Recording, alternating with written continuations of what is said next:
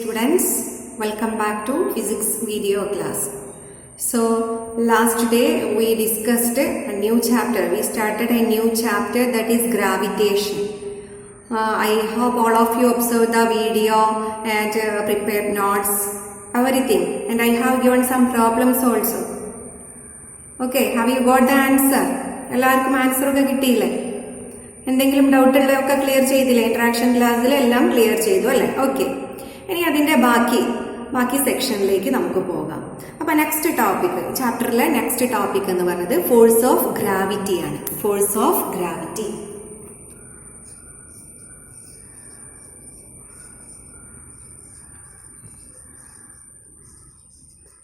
Force of gravity. അപ്പൊ എന്താണ് ഈ force of gravity? Force of gravity എന്ന് പറഞ്ഞാൽ നമ്മൾ അന്ന് തന്നെ ആ ഫസ്റ്റ് വീഡിയോയിൽ തന്നെ ക്ലിയർ ചെയ്തിരുന്നു എന്താണ് difference between gravitational force and gravity അല്ലെ? എന്തായിരുന്നു gravitational force? The force of attraction between any two objects in the universe, അതാണ് ഗ്രാവിറ്റേഷണൽ ഫോഴ്സ്. അതേസമയം ഫോഴ്സ് ഓഫ് ഗ്രാവിറ്റി എന്ന് പറഞ്ഞാൽ എന്തായിരുന്നു? The force of attraction between earth and one object. എർത്തിനും വേറെ ഏതെങ്കിലും ഒരു ഒബ്ജക്റ്റിനും ഇടയിലുള്ള ആ ഫോഴ്സ് ഓഫ് അട്രാക്ഷനെയാണ് നമ്മൾ എന്തെന്ന് പറഞ്ഞിരുന്നത്? ഫോഴ്സ് ഓഫ് ഗ്രാവിറ്റി എന്ന് പറഞ്ഞിരുന്നത്. അപ്പോ അവിടെ നമ്മൾ ഗ്രാവിറ്റേഷണൽ ഫോഴ്സ് കണ്ടുപിടിക്കാൻ ഒരു ഇക്വേഷൻ പറഞ്ഞിരുന്നു. ഏതായിരുന്നു ആ ഇക്വേഷൻ? ഓർമ്മയുണ്ടോ? പറഞ്ഞേ. F is equal to G m1 m2 divided by d square. ഇതായിരുന്നു ഇക്വേഷൻ അല്ലെ? അപ്പൊ ഇവിടെ F എന്ന് പറഞ്ഞാൽ force of attraction, gravitational force. G എന്തായിരുന്നു? യൂണിവേഴ്സൽ ഗ്രാവിറ്റേഷണൽ കോൺസ്റ്റന്റ്, അതിന്റെ വാല്യൂ എന്ന് പറഞ്ഞു. ആരാണത് കണ്ടുപിടിച്ചതെന്നൊക്കെ പറഞ്ഞിരുന്നു. ദെൻ m1 m2 എന്ന് പറഞ്ഞാൽ രണ്ട് ഒബ്ജക്ട്സ് നമ്മൾ എടുക്കുന്ന കൺസിഡർ ചെയ്യുന്ന ഒബ്ജക്റ്റുകൾ m1 ഉം m2 ഉം. d എന്ന് പറഞ്ഞാലോ ആ ഒബ്ജക്റ്റുകൾക്കിടയിലുള്ള ഡിസ്റ്റൻസ്. അപ്പൊ ഇവിടെ എനിക്ക് കണ്ടുപിടിക്കേണ്ടത് ഞാനൊരു ഒബ്ജക്റ്റ് ആണ്, എനിക്കും എർത്തിനും ഇടയിൽ എത്രയാണ് ഫോഴ്സ് ഓഫ് അട്രാക്ഷൻ ഉള്ളത്? What is the force of attraction between me and earth? അപ്പൊ അവിടെ എന്താണ് വരിക? ഞാനും എർത്തും. അപ്പൊ ഒരാള് എർത്തായില്ലേ, ഒരാള് ഞാനും. അപ്പൊ അവിടെ എന്താണ്? ഗ്രാവിറ്റേഷണൽ ഫോഴ്സ് എന്നാണോ അല്ലെങ്കിൽ ഗ്രാവിറ്റി എന്നാണോ പറയേണ്ടത്? അവിടെ ഗ്രാവിറ്റി എന്നാണ് പറയേണ്ടത്. ഓക്കെ, അപ്പൊ ആ ഫോഴ്സ് ഓഫ് ഗ്രാവിറ്റി എന്നാണ് അതിനെ പറയാ. ആ ഫോഴ്സ് ഓഫ് ഗ്രാവിറ്റി നമുക്ക് കണ്ടുപിടിക്കണം. അപ്പൊ അതെങ്ങനെ കണ്ടുപിടിക്കാം? സെയിം ഇക്വേഷൻ തന്നെ ചെറിയൊരു മോഡിഫിക്കേഷൻ നമ്മൾ ചെയ്യുന്നു. എന്താണ്? ഇവിടെ m1 എന്നുള്ളത് നമ്മൾ എന്തായിട്ട് എടുക്കുന്നു? എർത്തിന്റെ മാസ്സായിട്ട് എടുക്കുന്നു. എർത്തിന്റെ മാസ് നമ്മൾ ക്യാപിറ്റൽ M കൊണ്ടാണ് റെപ്രസെന്റ് ചെയ്യുക. എന്താണ് ഈ ക്യാപിറ്റൽ M എന്ന് പറഞ്ഞത്? Mass of earth, mass of the earth. Then m2 എന്നുള്ളത് എന്താണ്? ഞാനാണിപ്പോ ഇവിടെ ഈ എക്സാമ്പിളിൽ എന്നെയാണ് പറഞ്ഞത് അല്ലെ, എന്റെ മാസ്. അപ്പൊ നമ്മൾ m1 m2 എന്ന് എഴുതേണ്ട, കാരണം m1 എന്നുള്ളത് ക്യാപിറ്റൽ M എടുത്തു, പിന്നെ m2 എന്നുള്ളത് അതിന് പകരം നമുക്ക് എന്തെടുക്കാം? സ്മോൾ ലെറ്റർ m എടുക്കാം. സോ സ്മോൾ ലെറ്റർ M എന്ന് പറഞ്ഞാൽ mass of the object. therefore ഇത് സബ്സ്റ്റിറ്റ്യൂട്ട് ചെയ്യാണ്ട് അപ്പൊ നമുക്ക് എങ്ങനെ കിട്ടും? F is equal to G already അവിടെ ഉണ്ട്. പിന്നെ m1 പകരം നമ്മൾ ക്യാപിറ്റൽ M എടുത്തു, m2 പകരം സ്മോൾ ലെറ്റർ M എടുത്തു. then ഡിവൈഡഡ് ബൈ d എന്നുള്ളതിന് പകരം ഞാൻ ഇവിടെ R എന്ന് എടുക്കുന്നു. Okay, instead of d we are using the letter R. ഈ R എന്ന് പറഞ്ഞാൽ റേഡിയസ് ഓഫ് ദ എർത്ത് ആണ്. ഓക്കെ, അപ്പൊ ഈ ഡിനോമിനേറ്ററിലുള്ള ആ ഡിക്ക് പകരം എന്തെടുക്കുന്നു? R എന്നെടുക്കുന്നു. That is R square. F is equal to G mm divided by R square. അപ്പൊ ഈ R എന്ന് പറഞ്ഞത് എന്താന്ന് പറഞ്ഞത്? Radius of earth. എന്തുകൊണ്ട് നമ്മൾ ആ ഡിസ്റ്റൻസിന് പകരം റേഡിയസ് ആയി എടുത്തത്? അതിന്റെ റീസൺ ഞാൻ പറഞ്ഞു തരാം. അപ്പൊ എർത്ത് എന്ന് പറഞ്ഞാൽ അതിന്റെ റേഡിയസ് ഒരുപാടുണ്ട് അല്ലെ? അതിന്റെ റേഡിയസ് എന്ന് പറഞ്ഞാൽ ബിഗ് റേഡിയസ് ആണ്, 6000 സംതിങ് കിലോമീറ്റേഴ്സ് ആണ്. ഓക്കെ, അപ്പൊ അതിന്റെ മുകളിലാണ് ഞാൻ ഇവിടെ നിൽക്കുന്നത് അല്ലെ? ഇതാണ് ഞാൻ. അപ്പൊ ഈ വലിയൊരു വാല്യൂവും ഇവിടെയുള്ള ഡിസ്റ്റൻസ് എത്ര ഉണ്ടാവുള്ളൂ? ആകെ വളരെ ചെറിയ മൈന്യൂട്ട് ആയിട്ടുള്ള ഒരു വാല്യൂവേ അവിടെ ഉണ്ടാവുകയുള്ളൂ. അപ്പൊ എന്ത് ചെയ്യാം? ഇവിടെ അങ്ങോട്ടേക്കുള്ളത് നമുക്ക് ഇഗ്നോർ ചെയ്യാം. പകരം ഇവിടെ വരെയുള്ള ഡിസ്റ്റൻസ് എടുക്കാം. ഓക്കെ, സോ ഈ റേഡിയസ് എന്നുള്ള ഡിസ്റ്റൻസ് എന്നുള്ളത് നമുക്ക് എന്തെടുക്കാം? റേഡിയസ് തന്നെ എടുക്കാം. കാരണം എന്താണ്? ഈ എർത്തിന്റെ റേഡിയസ് എന്ന് പറയുന്നത് വളരെ ബിഗ് ആയിട്ടുള്ള ഒരു നമ്പറാണ്. അതിന്റെ ഈ എർത്തിന്റെ സർഫസിലാണ് ഞാൻ നിൽക്കുന്നത്. അപ്പൊ എന്നിലേക്കുള്ള ഡിസ്റ്റൻസ്, സർഫസിൽ നിന്നും എന്നിലേക്കുള്ള ഡിസ്റ്റൻസ് എന്ന് പറഞ്ഞാൽ വളരെ കുറവാണ്. അപ്പൊ നമുക്ക് ആ വലിയ നമ്പറായ റേഡിയസ് എന്നുള്ളത് ഇവിടെ സബ്സ്റ്റിറ്റ്യൂട്ട് ചെയ്താൽ മതി. അപ്പൊ ഫോഴ്സ് ഓഫ് ഗ്രാവിറ്റി കണ്ടുപിടിക്കാനുള്ള ഇക്വേഷൻ ആണ് എന്ത്? G(m)m divided by r².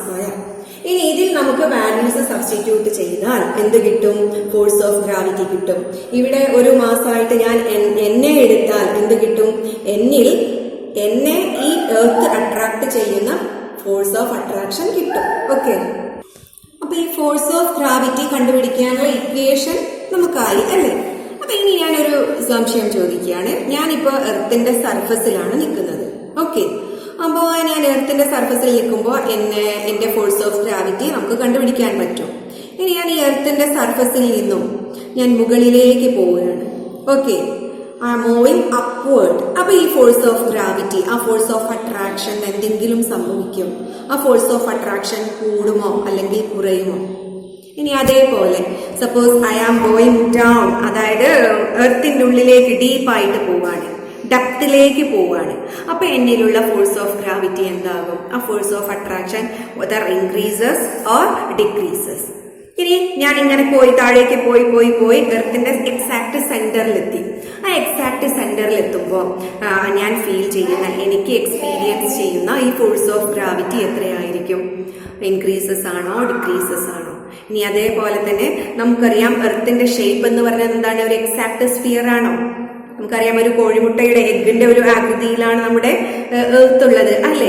അപ്പൊ ഞാൻ എർത്തിന്റെ സർഫസിൽ നിന്നും ഒരു സ്ഥലത്ത് നിന്നും വേറൊരു സ്ഥലത്തേക്ക് പോയി. അതായത് ഞാനിപ്പോ ഇന്ത്യയിലാണുള്ളത്, ഞാൻ അമേരിക്കയിലേക്കോ അല്ലെങ്കിൽ ഓസ്ട്രേലിയയിലേക്കോ അങ്ങനെ വേറെ കൺട്രീസിലേക്ക് പോയാൽ എന്റെ ഫോഴ്സ് ഓഫ് ഗ്രാവിറ്റി ഇൻക്രീസ് ചെയ്യോ ഡിക്രീസ് ചെയ്യോ? അപ്പൊ ഇതിനൊക്കെ നമുക്ക് ഉത്തരം പറയാൻ ഒരൊറ്റ ഇക്വേഷൻ കിട്ടിയാൽ മതി. ഏതാണ് ആ equation? Yes, this is that equation. If we know this equation, we can explain, we can give answer for all these questions. അതെന്താണെന്നൊന്ന് നോക്കാം. Now I am drawing the shape of our Earth, our beautiful planet Earth. See, ഇങ്ങനെ ഒരു ഷേപ്പാണ് നമ്മുടെ എർത്തിനുള്ളത്. Okay, അപ്പൊ ഇതിനെ നമ്മൾ equator എന്നാണ് പറയുക. അതേപോലെ ഇതിനെ പോൾസ് എന്നും പറയും അല്ലെ? ഇതൊന്നും ഞാൻ എക്സ്പ്ലെയിൻ ചെയ്യുന്നില്ല, നിങ്ങൾ ജിയോഗ്രഫിയിലൊക്കെ പഠിക്കുന്നതാണ്. ഇത് equator, then this is pole, the center of the earth. Now what is this one? From center to the surface, that is radius. We know that is radius. Then this one, center to surface, this also radius. ഇനി you just compare this radius, this to radius. ഈ റേഡിയസിനെ നമ്മൾ എന്ത് പറയും?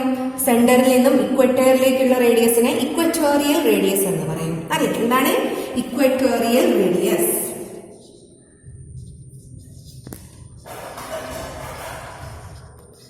Equatorial radius. Then what is this one? Center to pole radius, that is polar radius. അപ്പോ equatorial radius ആണോ polar radius ആണോ കൂടുതൽ ഉണ്ടാവുക? ഒന്ന് ചെക്ക് ചെയ്തേ. ഇതാ ഈ പിക്ചറിന് നമുക്ക് പെട്ടെന്ന് മനസ്സിലാക്കാൻ പറ്റും എന്താണ്? ഇക്വറ്റോറിയൽ റേഡിയസ് ആണ് കൂടുതലുള്ളത് അല്ലെ? പോളാർ റേഡിയസ് കുറവാണ്. അപ്പൊ നമുക്ക് എങ്ങനെ എഴുതാം? Equatorial radius is greater than polar radius.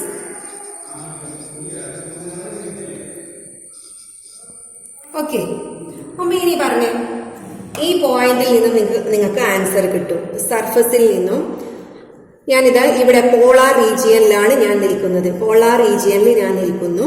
അപ്പോ എന്റെ ഫോഴ്സ് ഓഫ് ഗ്രാവിറ്റി എത്രയായിരിക്കും? എങ്ങനെയാണ് കണ്ടുപിടിക്കുക? ഇതാ ഇക്വേഷൻ ഇതാണ്.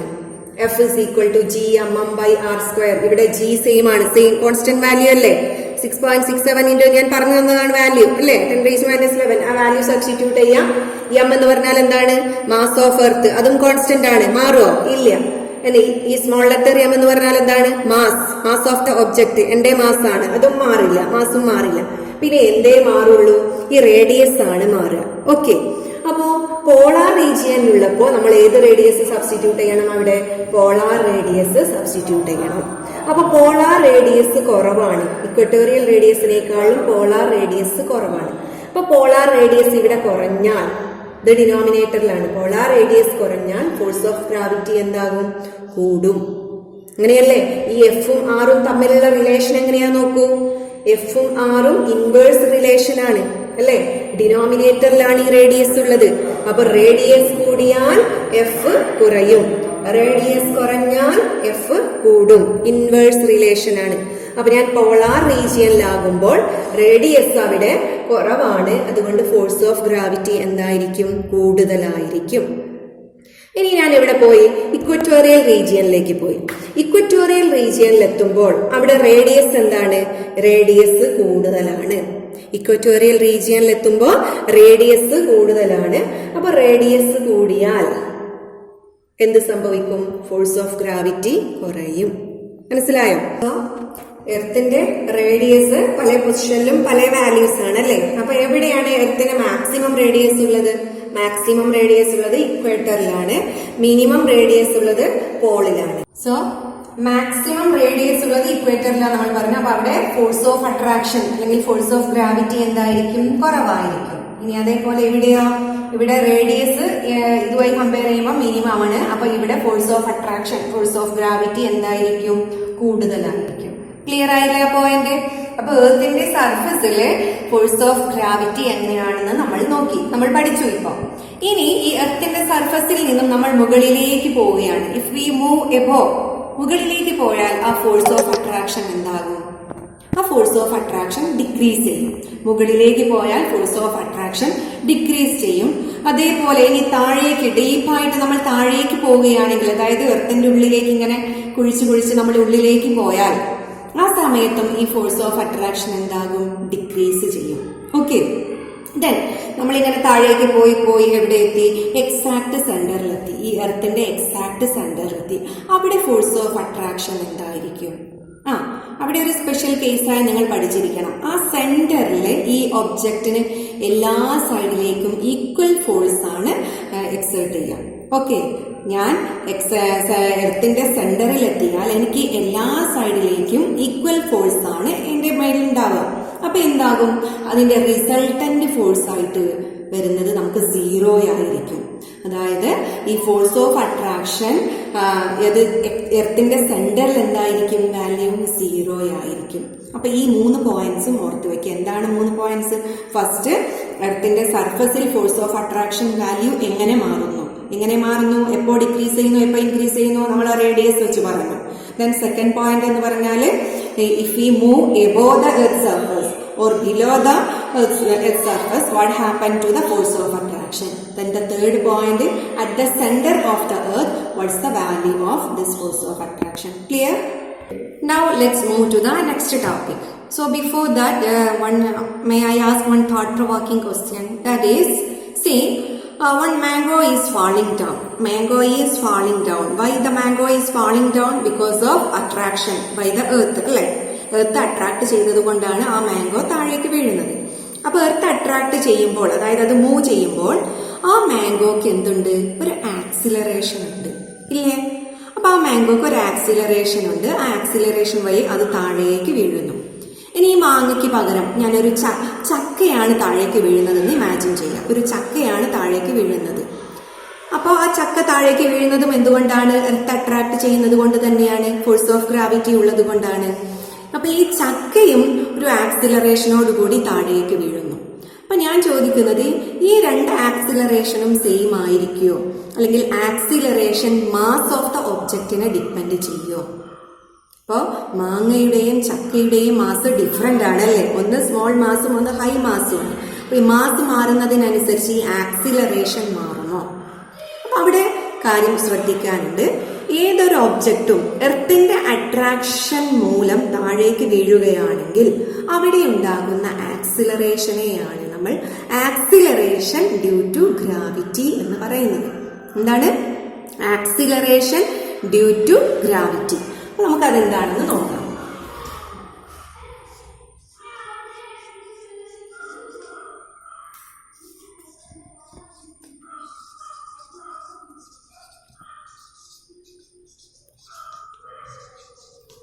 അപ്പൊ എന്തായിരുന്നു ആക്സിലറേഷൻ ഡ്യൂ ടു ഗ്രാവിറ്റി? അപ്പോ if an object falls towards the earth only due to the gravity by the earth, then that body has an acceleration. That acceleration is known as acceleration due to gravity.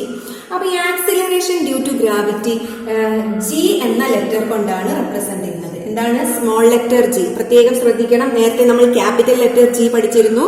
അതെന്തായിരുന്നു? Universal gravitational constant. അപ്പൊ ഇവിടെ നമുക്ക് small letter G ആണ്. ഈ G അതെന്താണ് mention ചെയ്യുന്നത്? That is acceleration due to gravity. ഇനി നമുക്ക് പഠിക്കാൻ പോയേണ്ടത് ഈ ആക്സിലറേഷൻ ഡ്യൂ ടു ഗ്രാവിറ്റിക്ക് ഒരു എക്സ്പ്രഷൻ കണ്ടുപിടിക്കണം, ഒരു ഇക്വേഷൻ വേണം. പിന്നെ നമുക്ക് ചെയ്യാൻ പോകുന്നത് ആ ആക്സിലറേഷൻ ഡ്യൂ ടു ഗ്രാവിറ്റി എന്തിനെയൊക്കെ ഡിപ്പെൻഡ് ചെയ്യുന്നു, which are the factors upon which this g depends. ഇത്രയുമാണ് ഇനി നോക്കാനുള്ളത്. ഓക്കെ, അപ്പോൾ നമുക്കറിയാം ന്യൂട്ടന്റെ ലോസ് ഓഫ് മോഷൻ ഒക്കെ നിങ്ങൾ പഠിച്ചതാണ്. പ്രീവിയസ് ചാപ്റ്ററിൽ ന്യൂട്ടന്റെ first law, second law, third law, അങ്ങനെ 3 ലോസ് ഓഫ് മോഷൻ നിങ്ങൾ പഠിച്ചതാണ്. അതിൽ നിങ്ങൾക്ക് ഒരു ഇക്വേഷൻ കിട്ടിയിട്ടുണ്ടാകും. ഫോഴ്സിന് എന്താണ് ഇക്വേഷൻ അവിടെ നിങ്ങൾ പഠിച്ചത്? F is equal to പഠിച്ചിരുന്നോ? F is equal to ma. പഠിച്ചിട്ടില്ലേ? എന്താണ് ഇവിടെ? m mass of the object, a acceleration അല്ലേ? അപ്പൊ ഇവിടെ ഈ കേസിൽ ഈ ബോഡി താഴേക്ക് വീഴുന്ന കേസിൽ, അതായത് എർത്തിന്റെ അട്രാക്ഷൻ മൂലം ഈ ബോഡി താഴേക്ക് വീഴുകയാണ്. അപ്പോൾ അവിടെയുള്ള ആക്സിലറേഷന് നമ്മൾ എന്ത് ആക്സിലറേഷൻ എന്നാ പറഞ്ഞത്? ആക്സിലറേഷൻ ഡ്യൂ ടു ഗ്രാവിറ്റി എന്നാണ് പറഞ്ഞത്. അപ്പൊ ഇവിടെ എന്ത് മാറ്റാം? നമുക്ക് എ എന്നുള്ളതിന് പകരം എന്തെടുക്കാം? ജി ആയിട്ട് എടുക്കാം. അപ്പൊ നമുക്ക് എന്ത് കിട്ടും? F is equal to mg എന്ന് കിട്ടി. എന്താണ് കിട്ടിയത്? F is equal to mg. അപ്പൊ ഇത് ഇക്വേഷൻ 1 ആയിട്ട് എടുക്കാം. ഇത് എവിടുന്നാ നമുക്ക് കിട്ടിയത്? From Newton's law. From Newton's laws of മോഷനിൽ നിന്നാണ് ഈ ഇക്വേഷൻ കിട്ടിയത്. ഇനി അതേപോലെ ഈ ഒബ്ജക്റ്റ് താഴേക്ക് വീഴുമ്പോൾ അതിനൊരു ഗ്രാവിറ്റേഷണൽ ഫോഴ്സ് ഓഫ് അട്രാക്ഷൻ ഉണ്ടാവുമെന്ന് നമ്മൾ ഇപ്പോൾ പഠിച്ചു. അതും ന്യൂട്ടന്റെ തന്നെയാണ് അല്ലെ? Newton's law of gravitation. According to that, what is that force? What is that force of attraction? ആ ഇക്വേഷൻ എന്തായിരുന്നു? That is G m by r square. Take this as equation number 2. ഇത് എവിടുന്നാണ്? ഈ ഇക്വേഷൻ എവിടുന്നാണ് കിട്ടിയത്? ന്യൂട്ടന്റെ തന്നെ ഏത് ലോയാണ്? Newton's gravitational ലോയാണ്. അത് കംപ്ലീറ്റ് എഴുതുന്നില്ല, ഓർത്ത് വെക്കുക. ഇത് ന്യൂട്ടന്റെ ഗ്രാവിറ്റേഷണൽ ലോയിൽ നിന്നാണ് ഇക്വേഷൻ കിട്ടുന്നത്. അപ്പൊ ഇനി നമ്മൾ ഈ ഇക്വേഷൻ 1ഉം 2ഉം ഒന്ന് കമ്പയർ ചെയ്യാം. നമ്മൾ എന്താ ചെയ്യാൻ പോകുന്നത്? What is our aim? We need an expression for this small letter G. For that, we use 2 equations. One is Newton's laws of motion and the second one Newton's gravitational law. Now, you just check this equation 1 and 2. What is LHS? LHS രണ്ടും F ആണ് അല്ലെ? Force ആണ്. അപ്പൊ LHS same ആണെങ്കിൽ നമുക്ക് എന്ത് equate ചെയ്യാം? RHS equate ചെയ്യാം. അപ്പൊ RHS ഒന്ന് നമ്മൾ ഇക്വേറ്റ് ചെയ്യാണ്. സോ ഇതിന്റെ RHS എന്ന് പറഞ്ഞാൽ നമുക്കറിയാം mg ആണ്. mg, that is equal to G m divided by r square. Clear? ഇനി ഇതെന്തായിരുന്നു? m mass of the object ആണ്. G acceleration due to gravity. This G universal gravitational constant. This m mass of the earth. This m mass of the object. Same. Then this is radius of the earth. അപ്പൊ ഇവിടെയും m ഉണ്ട്, ഇവിടെയും m ഉണ്ട്. അത് നമുക്ക് cancel ചെയ്തൂടെ? രണ്ട് സൈഡിലും ഒരേ സംഭവം ഉണ്ടെങ്കിൽ നമുക്കത് ക്യാൻസൽ ചെയ്യാം. അപ്പൊ ഈ m ക്യാൻസൽ ആയിപ്പോയി. പിന്നെ എന്താ ഇവിടെ ബാക്കിയുള്ളത്? G is equal to G m divided by r square. അപ്പൊ എന്താണ് നമുക്ക് എക്സ്പ്രഷൻ കിട്ടി? നമ്മുടെ ആക്സിലറേഷൻ ഡ്യൂ ടു ഗ്രാവിറ്റിക്ക് ഒരു എക്സ്പ്രഷൻ കിട്ടി. എന്താണ് ആ expression? G is equal to G m divided by r square. അപ്പോ ഇവിടെ ഈ m എന്ന് പറഞ്ഞാൽ എന്താണ്? മാസ് ഓഫ് ദ എർത്ത് ആണ്. Mass of the earth constant അല്ലേ? വാല്യൂ മാറില്ല, കോൺസ്റ്റന്റ് ആണ്. ഇനി G ഓൾറെഡി നമ്മൾ പറഞ്ഞു യൂണിവേഴ്സൽ ഗ്രാവിറ്റേഷണൽ കോൺസ്റ്റന്റ് ആണ്, ആ വാല്യൂവും മാറില്ല. പിന്നെ ഈ ജി എന്നുള്ളത് ഏതിനെ മാത്രമാണ് ഡിപ്പെൻഡ് ചെയ്യുന്നത്? ഈ R, radius of the earth.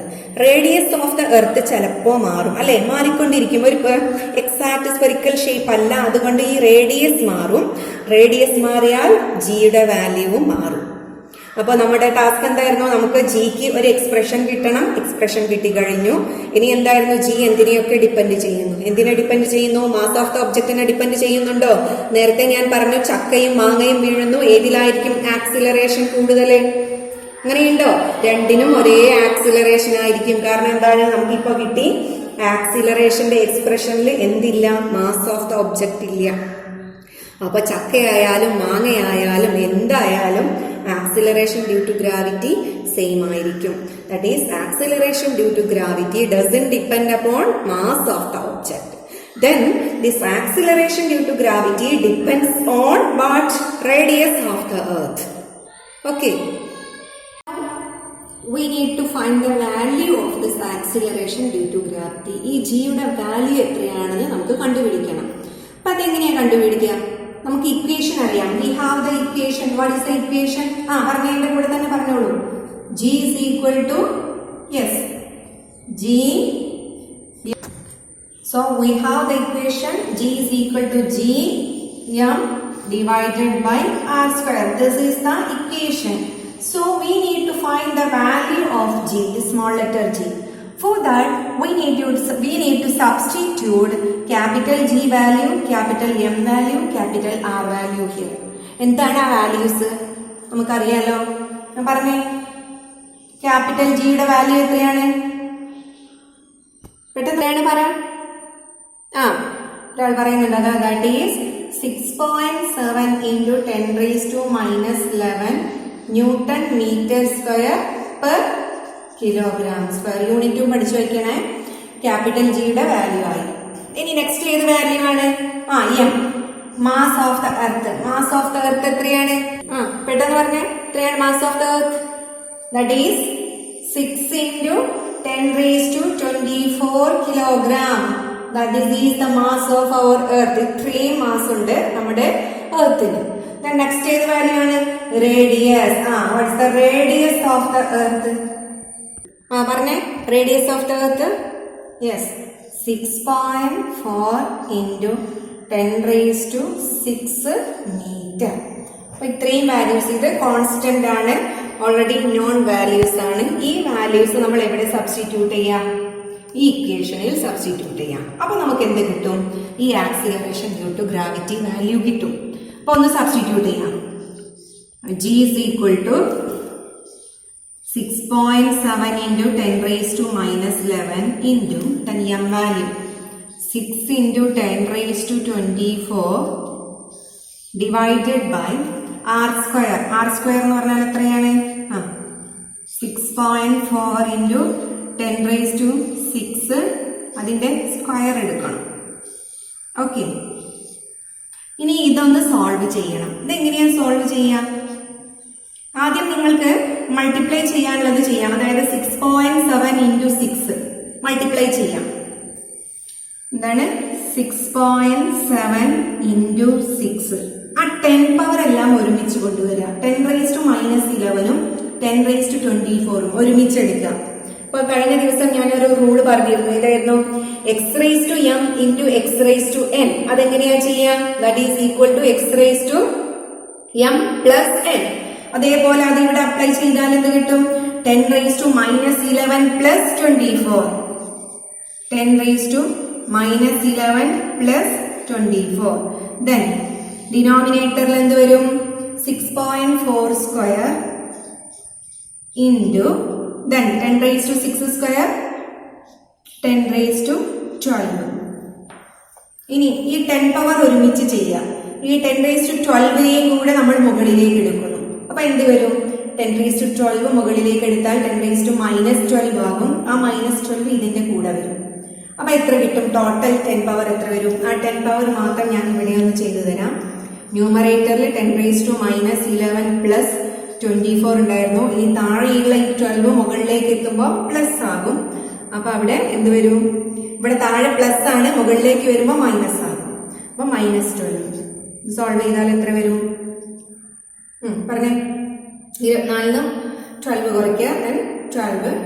12 minus 11 that is 10. 10⁻1 10 വരുള്ളൂ അല്ലെ. അപ്പോൾ നമുക്ക് 10 പവർ എല്ലാം സോൾവ് ചെയ്ത് 10 എന്ന് കിട്ടി. ഇത് നിങ്ങൾ മൾട്ടിപ്ലൈ ചെയ്യാം. സോ അപ്പൊ 10 പവർ സോൾവ് ചെയ്തു. ഇനി ഇത് നിങ്ങൾ മൾട്ടിപ്ലൈ ചെയ്യാം. അപ്പൊ നിങ്ങൾക്ക് എന്ത് കിട്ടും? Finally you will get the answer 9.8. ഇതെന്താണ്? ആക്സിലറേഷൻ ആണ്. ആക്സിലറേഷന്റെ യൂണിറ്റ് എന്തായിരുന്നു? Metre per second square. So we got the value of acceleration due to gravity, that is 9.8 meter per second square. Clear? Okay. So we got acceleration due to gravity, small letter g. Why I am saying small letter g? Capital letter g എന്താ നമ്മൾ നേരത്തെ പഠിച്ചു, മാറിപ്പോകരുത് കേട്ടോ. Capital letter g gravitational constant ആണ്. Small letter g acceleration due to gravity ആണ്. ഇതിലെ capital letter ജിയുടെ value constant ആണ്. നമ്മൾ ഏത് കൺട്രിയിൽ എവിടെ പോയാലും അതിന്റെ വാല്യൂ, ക്യാപിറ്റൽ ലെറ്റർ ജിയുടെ വാല്യൂ സെയിം ആയിരിക്കും. ഇനി ഞാൻ ചോദിക്കുന്നത് ഈ small letter G acceleration due to ഗ്രാവിറ്റിയുടെ വാല്യൂ 9.8 എന്ന് നമുക്ക് കിട്ടി. ഈ വാല്യൂ എർത്തിന്റെ എവിടെ പോയാലും വാല്യൂ സെയിം ആയിരിക്കുമോ? എന്തെങ്കിലും മാറ്റം ഉണ്ടാവുമോ? Is there any change in this acceleration due to gravity? എന്തെങ്കിലും മാറ്റം ഉണ്ടാവോ? ഇനി മാറ്റം ഉണ്ടാവുകയാണെങ്കിൽ where will be the maximum acceleration due to gravity and where will be minimum acceleration due to gravity? ഇനി acceleration due to gravity g value 0 ആകുന്ന പ്ലേസുകളുണ്ടോ? ഇതൊക്കെ നിങ്ങൾക്ക് പറയാൻ പറ്റും. ഈ ഒറ്റ ഇക്വേഷനിൽ നിന്ന് തന്നെ നിങ്ങൾക്ക് പറയാൻ പറ്റും. എന്താണ്? this g acceleration due to gravity depends on what? radius of the earth. അപ്പൊ എർത്തിന്റെ റേഡിയസ് എവിടെയൊക്കെയാണ് മാറുന്നത്? നമ്മളിപ്പോ തൊട്ട് മുന്നേ പഠിച്ചു. ഇക്വറ്റോറിയൽ റേഡിയസും പോളാർ റേഡിയസും പഠിച്ചില്ലേ? അപ്പൊ ഈ ജിയും ആറും തമ്മിൽ എങ്ങനെയാണ് റിലേറ്റ് ചെയ്തത്? ഇൻവേഴ്സ് റിലേഷൻ ആണ്. If R increases G decreases, if R decreases G increases. അപ്പൊ റേഡിയസ് എവിടെയാണ് മാക്സിമം ഉള്ളത്? എർത്ത് ഒരു എക്സാക്ട് സ്പെറിക്കൽ ഷേപ്പ് അല്ല എന്നൊക്കെ നമ്മൾ നേരത്തെ പറഞ്ഞു. റേഡിയസ് എവിടെ കൂടുതലാണ് എവിടെ കുറവാണെന്നൊക്കെ പഠിച്ചു. ഒന്ന് പറഞ്ഞേ, പെട്ടെന്ന് പറ. Radius is maximum at where? Equator അല്ലെ? ഇക്വേറ്ററിലാണ് മാക്സിമം റേഡിയസ് ഉള്ളത്. അങ്ങനെയാണെങ്കിൽ ഇക്വേറ്ററിലുള്ള ജി വാല്യൂ എത്രയായിരിക്കും? റേഡിയസ് മാക്സിമം ആണെങ്കിൽ അവിടെ ജി വാല്യൂ മിനിമം ആയിരിക്കും അല്ലെ? സോ റേഡിയസ് കൂടിയ ഇക്വേറ്ററില് ജി വാല്യൂ കുറവായിരിക്കും. ഇനി പോളാർ റീജിയനിലോ? പോൾസിന്റെ കേസ് എങ്ങനെയാണ്? പോൾസിൽ നമ്മൾ പഠിച്ചു റേഡിയസ് കുറവാണ് അല്ലെ? റേഡിയസ് കുറവാണ്. റേഡിയസ് കുറവാണെങ്കിൽ അവിടെ ജി വാല്യൂ എത്രയായിരിക്കും? കൂടുതലായിരിക്കും. റേഡിയസ് കുറവുള്ള പോൾസിൽ ജി വാല്യൂ മാക്സിമം ആയിരിക്കും. അപ്പൊ എവിടെ കൂടുതൽ എവിടെ കുറവ് എന്ന് കിട്ടി. അതിന്റെ വാല്യൂ നമുക്ക് ഇതേപോലെ കണ്ടുപിടിക്കാൻ പറ്റും. ഓക്കെ, ഇപ്പൊ നമുക്ക് 9.8 എന്ന് കിട്ടി. ഈ 9.8 ചെറിയൊരു ഡിജിറ്റ് കൂടെ വരും കേട്ടോ. അത് കംപ്ലീറ്റ് നമ്പേഴ്സ് എടുക്കുമ്പോൾ കിട്ടുന്നതാണ്. 9.83 എന്നാണ് എക്സാക്ട് വാല്യൂ കിട്ടുക. ഇത് മാക്സിമം വാല്യൂ ആണ്. എർത്തിന്റെ സർഫസിലാണ് ഇത് വരിക. ഈ മാക്സിമം വരുന്നത് എവിടെയാണെന്ന് അറിയോ? ഇക്വേറ്ററിലാണ്. എവിടെയാണ്? ഇക്വേറ്റർ. അപ്പൊ ഇക്വേറ്ററിലുള്ള ജി വാല്യൂ ആണ് എന്ത്? 9.83. ഇനി അതേപോലെ പോളാർ റീജിയനിൽ എത്രയാണ് വരുന്നത്? പോളാർ റീജിയനിൽ നമുക്ക് കിട്ടുന്ന വാല്യൂ 9.78 ആണ്. 9.78 metre per second square. Polar റീജിയനിൽ 9.782, ഇക്വറ്റോറിയൽ റീജിയനിൽ 9.83 എന്ന വാല്യൂ ആണ് നമുക്ക് കിട്ടുന്നത്. ക്ലിയർ? സോ എർത്തിന്റെ സർഫസിൽ ജി വാല്യൂ എങ്ങനെയാണെന്ന് നോക്കി. സർഫസിലായിരിക്കും മാക്സിമം വാല്യൂ ഉണ്ടാവുക. അതിൽ തന്നെ ഇക്വേറ്ററിലും പോൾസിലും ജി വാല്യൂ ഡിഫറെന്റ് ആയിരിക്കും. ഇനി എർത്തിന്റെ സെന്ററിലെ കേസ് എങ്ങനെയാണ്? എർത്ത് സെന്ററിൽ ജി വാല്യൂ എത്രയായിരിക്കും? സെന്ററിൽ ജി വാല്യൂ എന്ന് പറഞ്ഞാൽ ആലോചിച്ച് നോക്കൂ. പിന്നെ അവിടെ റേഡിയസ് ഉണ്ടാവോ? സെന്ററിൽ എത്തുമ്പോൾ അവിടെ റേഡിയസ് ഉണ്ടാവില്ല അല്ലെ? റേഡിയസ് ഉണ്ടാവില്ല. അപ്പൊ ഈ ടേം എന്തായി പോകും? 0 ആയി പോകും. അപ്പൊ എർത്തിന്റെ സെന്ററിൽ ജി വാല്യൂ എത്രയാണ്? 0 ആണ്. Acceleration due to gravity is 0 at the centre of the earth. അപ്പൊ നമ്മൾ ഈ കണ്ടെടുത്തത് 9.8 എന്നുള്ള value acceleration due to gravity of earth ആണ്. എർത്ത് എന്ന പ്ലാനറ്റിന്റെ acceleration due to gravity value ആണ് നമുക്ക് കിട്ടിയത്. ഇനി അതേപോലെ മൂണിനെ അറിയില്ലേ? മൂണിന്റെ ആക്സിലറേഷൻ ഡ്യൂ ടു ഗ്രാവിറ്റിയും ഒന്ന് കണ്ടുപിടിക്കണം. എങ്ങനെ കിട്ടും? നമുക്കറിയാം മൂണിൽ പോയാൽ നമുക്ക് വെയിറ്റ് ലോസ് ഫീൽ ചെയ്യും അല്ലെ? നമ്മൾ പറന്ന് നടക്കും അവിടെ. എന്തുകൊണ്ടാണ് അവിടെ? അതിന്റെ ഒരു മെയിൻ ഫാക്ടർ എന്താണ്? ഈ ആക്സിലറേഷൻ ഡ്യൂ ടു ഗ്രാവിറ്റി ആണ്. നമുക്ക് ഇവിടെ ഈ ഭൂമിയിൽ ഇവിടെ സ്റ്റാൻഡ് ചെയ്യാൻ നിൽക്കാൻ കഴിയുന്നത് എന്തുകൊണ്ടാണ്? Acceleration due to gravity value ഇത്ര ഉള്ളത് കൊണ്ടാണ്. ഈ 9.8 value acceleration due to gravity ഉള്ളത് കൊണ്ട് we can stand on the earth's surface. But when we move to moon, we cannot stand there. We will fly there. Why? Their acceleration due to gravity G value is less. ഇത്രയായിരിക്കും ആ value. ആ value എങ്ങനെ കണ്ടുപിടിക്കാം? Same ഈ equation same തന്നെയാണ്. ഇതില് values substitute ചെയ്യുക. എന്ത്? G value same തന്നെ. M എന്നുള്ള അവിടെ എന്ത് കൊടുക്കണം? മാസ് ഓഫ് ദ മൂൺ കൊടുക്കുക. R എന്നുള്ള അവിടെ എന്ത് കൊടുക്കുക? Radius of the moon. അപ്പൊ മൂണിന്റെ G വാല്യൂ എത്രയാണെന്ന് ഒന്ന് നോക്കാം. Just now we need to find G of moon. മൂണിന്റെതാണ് നമ്മൾ കണ്ടുപിടിക്കാൻ പോകുന്നത്. ഓക്കെ, അപ്പൊ അതിനെന്ത് ചെയ്യാം? വാല്യൂസ് G വാല്യൂ എത്രയാണ്? G വാല്യൂ നമുക്കറിയാം ഏതിനും സെയിം തന്നെയാണ്. അത് കോൺസ്റ്റന്റ് ആണ്. That is 6.67 into 10 raised to minus 11 unit newton metre square per kilogram square. Then M mass of moon എത്രയാണ്? 7.36 into 10 raised to 22 കിലോഗ്രാം. ഇതാണ് മൂണിന്റെ mass. Okay, 7.36 into 10 raised to 22 kilogram. Now we need one more quantity, that is radius of the moon. എത്രയാണ് radius of the moon? 1.74 into 10 raised to 6 meter. അപ്പൊ quantities എല്ലാമായി. ഇതൊക്കെ മൂണിന്റെതാണ് കേട്ടോ. മൂണിന്റെ mass, മൂണിന്റെ radius. ഇനി ഇക്വേഷനിൽ substitute ചെയ്യാം. G of moon that is equal to 6.67 into 10 raised to minus 11 into then M 7.36 into 10 raised to 22 divided by 1.74 into 10 raised to 6 square. Now solve this one. എങ്ങനെ solve ചെയ്യാം? നേരത്തെ ഞാൻ പറഞ്ഞു തന്നു, അതേപോലെ ചെയ്യാം. എങ്ങനെ? 10 പവേഴ്സ് എല്ലാം ഒരുമിച്ച് ചെയ്യാം. ഇവിടെ 10 raised to minus 11 ഉണ്ട്, 10 raised to 22 ഉണ്ട്. അപ്പൊ 10 raised to minus 11 plus 22 ആയി. ഇനി ഡിനോമിനേറ്ററിൽ 10 raised to 6 സ്ക്വയർ അത് എത്ര വരും? 10 raised to 12 വരും. ആ 12നെ മുകളിലേക്ക് ന്യൂമറേറ്ററിലേക്ക് എടുത്താൽ എന്താകും? -12 ആകും. അപ്പൊ അതെല്ലാം കൂടെ ഒരുമിച്ച് ചെയ്യാം. ഈ -11ഉം ഈ +22ഉം ദെൻ താഴേന്ന് മുകളിലേക്ക് വരുന്ന ആ -12ഉം അതെല്ലാം കൂടെ ഒരുമിച്ച് സോൾവ് ചെയ്യാം. 10 പവേഴ്സ് അങ്ങനെ സോൾവ് ചെയ്തു. വളരെ ഈസിയാണ് ഇത്. 10 നിങ്ങൾ ഇങ്ങനെ കാണുമ്പോൾ വലിയ കാൽക്കുലേഷൻ ആണെന്ന് വിചാരിക്കരുത്. ആ 10 പവേഴ്സ് ആദ്യം ഒന്ന് സോൾവ് ചെയ്ത് വെച്ചാൽ പിന്നെ നിങ്ങൾക്ക് എന്തേ ഉള്ളൂ? 6.67 into 7.36 മൾട്ടിപ്ലൈ ചെയ്യാം. ആ ആൻസറിനെ 1.74 സ്ക്വയറിനെ കൊണ്ട് ഡിവൈഡ് ചെയ്യാം. ഓക്കെ, അപ്പൊ നിങ്ങൾ തന്നെ ഒരു പേപ്പറിൽ ചെയ്ത് നോക്കുക. ചില കുട്ടികൾക്ക് കാൽക്കുലേഷനും മൾട്ടിപ്ലിക്കേഷനും ഒന്നും ഇപ്പോഴും അറിയാത്തവരുണ്ട്. നിങ്ങളല്ല, ചില കുട്ടികൾ അങ്ങനെയാണ്. അത് ചെയ്ത് നോക്കാനിട്ടാണ്. അത് ഇങ്ങനെ പ്രാക്ടീസ് ചെയ്താൽ നമുക്ക് വളരെ ഈസി ആയിട്ട് ചെയ്യാൻ പറ്റും.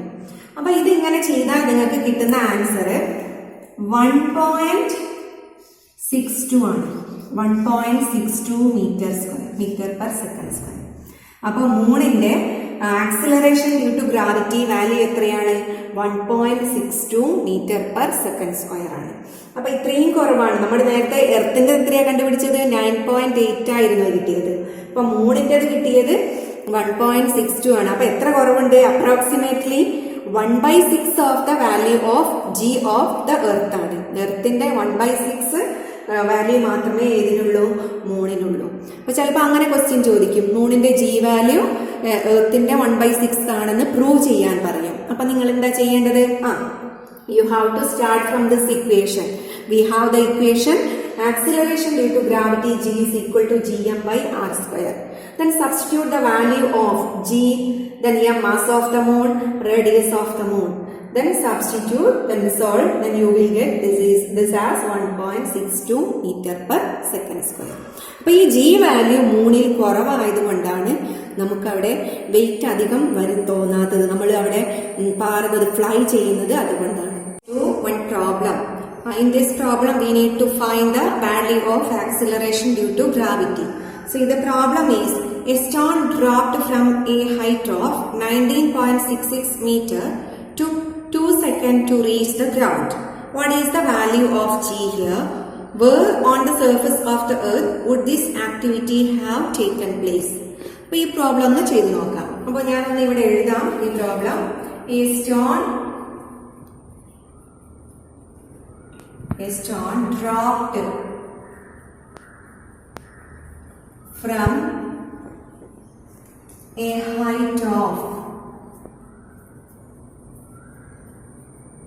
height of 19.66 meter took 2 seconds to reach the ground. What is the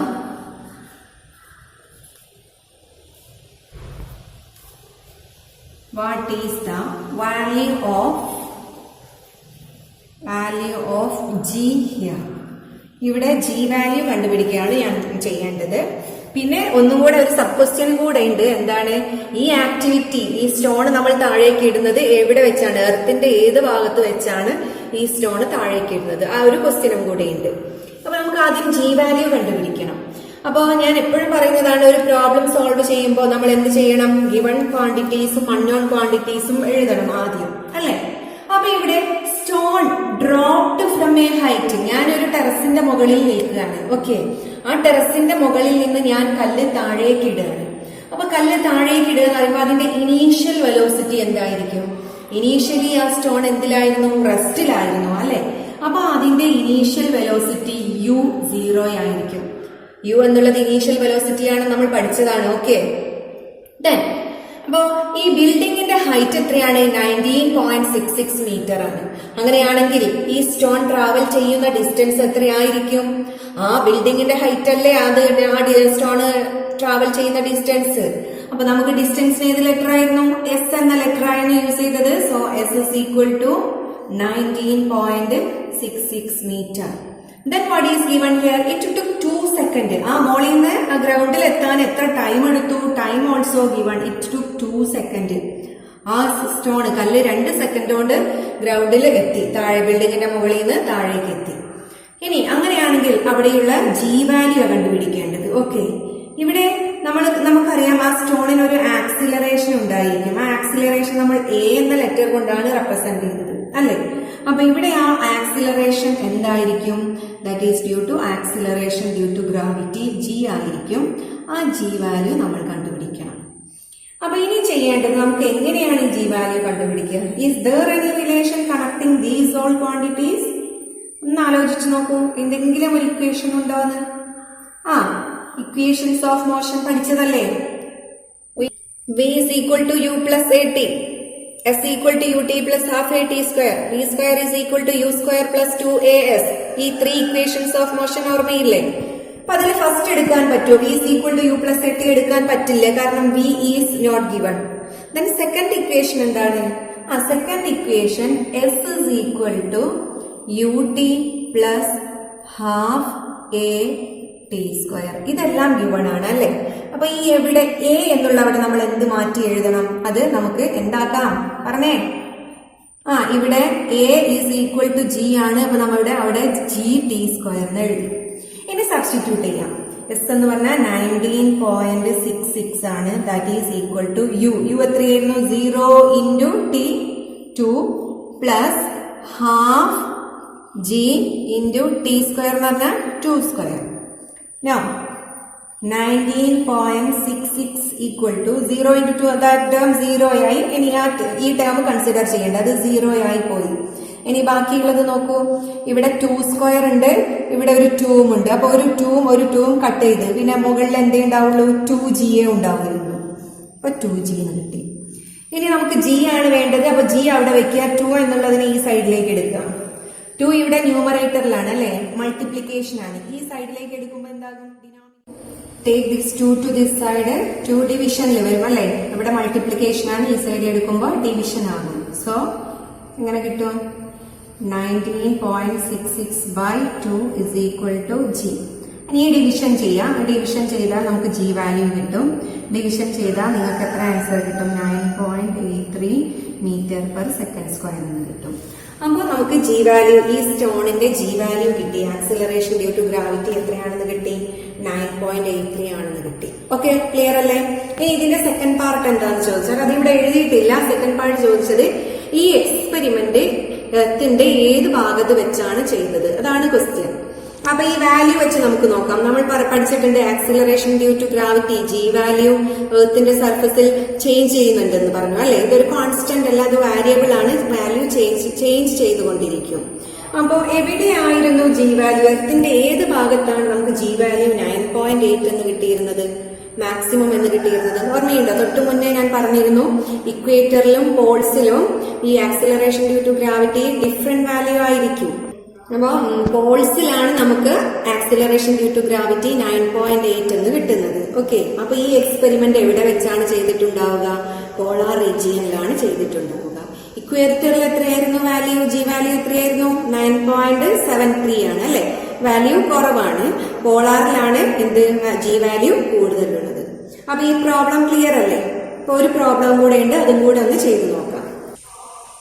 The next problem is mass of the earth is 6 into 10 raised to 24 kilogram and that of the moon is 7.4 into 10 raised to 22 kilogram.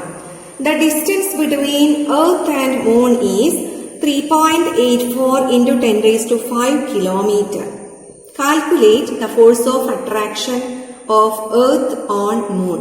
ഇതാണ് question. അപ്പൊ ഈ question ഇതിൽ നമുക്ക് എന്താണ് കാണേണ്ടത്, force of attraction കണ്ടുപിടിക്കണം. അപ്പൊ ഞാൻ ഈ പ്രോബ്ലം ഗിവൺ ക്വാണ്ടിറ്റീസ് ഞാൻ ഇവിടെ എഴുതാൻ പോവാണ്. അപ്പൊ എന്തൊക്കെയാണ് ഈ ക്വസ്റ്റ്യനിൽ തന്നത്, mass of earth is given. Mass of earth is given as 6 into 10 raised to 24 kg. Then what is given, mass of moon also given. Mass of moon, m means mass of moon ആണ്. That is 7.4 into 10 raised to 22 kg. Then one more quantity is given, that is distance between Mars and Earth. Mass and see, that is the distance between Earth and Moon. That also given. That is 3.84 into 10 raised to 5 km. അപ്പൊ ഇവിടെ ഒരു കാര്യം ശ്രദ്ധിക്കണം, ഡിസ്റ്റൻസിന്റെ SI unit metre ആണ്. പക്ഷെ ഇവിടെ തന്നത് എന്തിലാണ്, കിലോമീറ്ററിലാണ്. അപ്പൊ നമ്മൾ എന്ത് ചെയ്യണം, കിലോമീറ്ററിനെ മീറ്ററിലേക്ക് മാറ്റണം. എങ്ങനെയാണ് മാറ്റുക, 3.84 into 10 raised to 5 into kilo എന്ന് പറഞ്ഞാൽ എത്രയാണ്, 1000 ആണ് അല്ലെ. 1000 എന്ന് പറഞ്ഞാൽ 10 raised to 3 എന്ന് എഴുതിക്കൂടെ. യെസ്, നോ ഇതെങ്ങനെ എഴുതാം, 3.84 into 10 raised to, രണ്ടും കൂടെ ആഡ് ചെയ്യാം, 5 plus 3 8 മീറ്റർ കിട്ടും. ഇനി എഫ് ആണ് നമ്മൾ കണ്ടുപിടിക്കേണ്ടത്. അപ്പൊ എങ്ങനെ കണ്ടുപിടിക്കും, എന്താണ് ഇക്വേഷൻ ഉണ്ടോ, ഇത് തമ്മിൽ ഇക്വേഷൻ ഉണ്ടോ? നമുക്കറിയാം, ഫോഴ്സ് ഓഫ് അട്രാക്ഷൻ ഇക്വേഷൻ എന്തായിരുന്നു, F is equal to G m divided by d square അല്ലെങ്കിൽ r square. Then substitute the values. G എത്രയാണ്, 6.67 into 10 raised to -11 ആണ്. ഇനി ഇവിടെ എഴുതുന്നില്ല, നമ്മൾ ഓൾറെഡി പഠിച്ചു കഴിഞ്ഞതാണ് ആ value. 6.67 into 10 raised to -11 newton metre square kilogram raised to -2. അപ്പൊ ഇതിവിടെ എഴുതുകയാണ് 6.67 into 10 raised to -11 into ഇനി m ഒന്നെന്താ, ഒരു മാസം എന്താണ്, എർത്തിന്റെ മാസും മറ്റേ മാസോ മൂണിന്റെ മാസം, അത് രണ്ടും ഗിവൺ ആണ്, സബ്സ്റ്റിറ്റ്യൂട്ട് ചെയ്യാം. 6 into 10 raised to 24 into 7.4 into 10 raised to 22 divided by then distance എത്രയാണ്, 3.84 into 10⁻8 സ്ക്വയർ. ഇനി ഇത് സോൾവ് ചെയ്യുക. എങ്ങനെയാണ് സോൾവ് ചെയ്യുക ഞാൻ പറഞ്ഞു തന്നിരുന്നു. ആദ്യം 10 പവേഴ്സ് നിങ്ങൾ സോൾവ് ചെയ്യുക, എന്നിട്ട് നമ്പേഴ്സ് ചെയ്യാം. അപ്പൊ നമ്പേഴ്സ് ഞാൻ ഇവിടെ എഴുതി വെക്കുകയാണ്. ഏതൊക്കെയാണ്? 6.67 ഇൻറ്റു, പിന്നെ ഏതാ നമ്പറുള്ള? ഇവിടെ ഒരു 6 ഉണ്ട്, പിന്നെ ഏതാ നമ്പർ? 7.4 ഉണ്ട്. Then 10 powers. 10 പവേഴ്സ് ഏതൊക്കെയാണ്?